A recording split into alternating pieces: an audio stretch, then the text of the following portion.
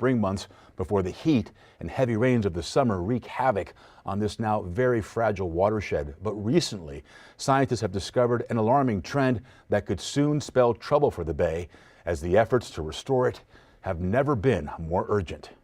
On your left.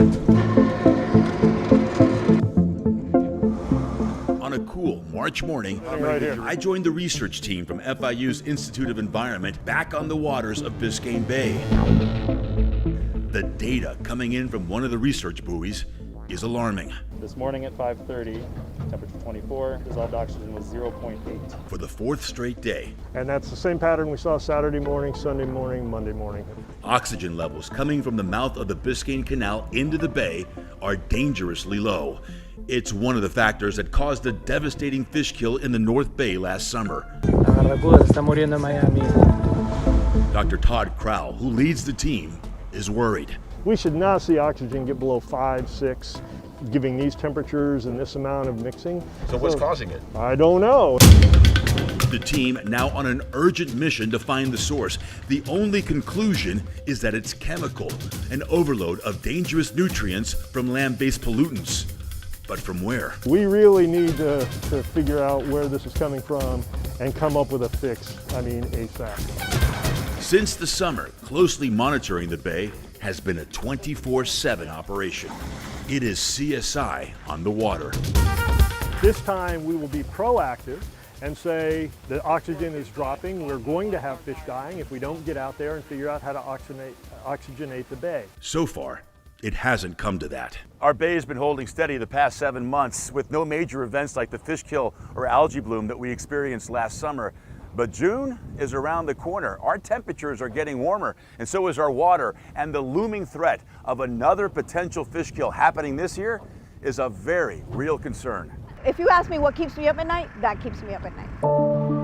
Irela Bagay is the newly appointed Chief Bay Officer, tapped by Miami-Dade Mayor Daniela Levine Cava to lead the effort to restore the bay. We're on a time crunch because the summer's almost around the corner. Bagay previously chaired the Biscayne Bay Task Force, which in the course of its research had identified abandoned and derelict vessels in the bay, likely spewing fuel and other dangerous chemicals into these fragile waters.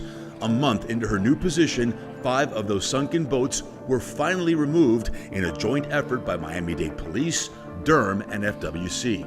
It's a huge problem, and we're one of the worst counties with that problem. People just abandon these things. There's a huge bureaucratic process to remove them. It is just a Band-Aid to a patient on life support. But for the first time, there is urgency and action. So I think all the stars are aligned right now to really move a lot of things forward. Bagay's next task is the appointment of a watershed management board made up of representatives from state, local, and federal agencies to come up with policy and delegate corrective action to save the bay. The idea was really creating a partnership between the county, the state, and the federal governments, because we're all going to have to fund some of these big infrastructure improvements together.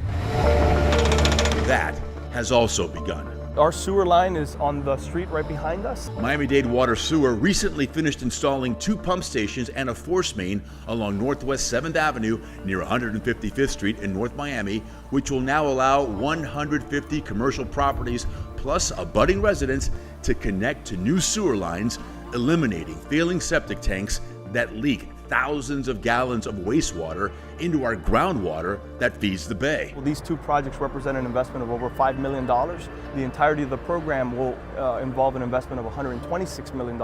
Again, the largest septic to sewer program in the state. Miami-Dade has over 120,000 septic tanks. Well, here it is. It's historic. Mayor Levine Cava has made the conversion to sewer of those septics most vulnerable to sea level rise a top priority. You feel the momentum, you feel the acceleration, and it's a #1 priority for the county. Dangerously low. For Dr. Crowl, this can't happen soon enough. Dangerous nutrients constantly spewing from leaking septic tanks and sewage spills, along with fertilizer and toxic storm drain runoff, and all that marine debris and plastic pollution is killing our bay. We have no options. We have to get infrastructure put into place. Can we save Biscayne Bay? Is it really a choice? We have to save Biscayne Bay. What else are we going to do? We have so much to lose if we don't. And it's all up to us to make sure that we improve the health of the bay. Tampa Bay did it, Chesapeake Bay did it, we can do it. We can. do it, but make no mistake, all of us who call South Florida home must be part of the solution. The county, the state, the cities are doing the heavy lifting with racing to improve infrastructure, but all of us have to commit to do better with how and what we consume and how we dispose of it. Our littering and plastic pollution are out of control. I'm going to take a deep dive on that issue coming up in another special report airing soon right here on Local 10. All right, we all have to get involved for sure. Thanks, Louie.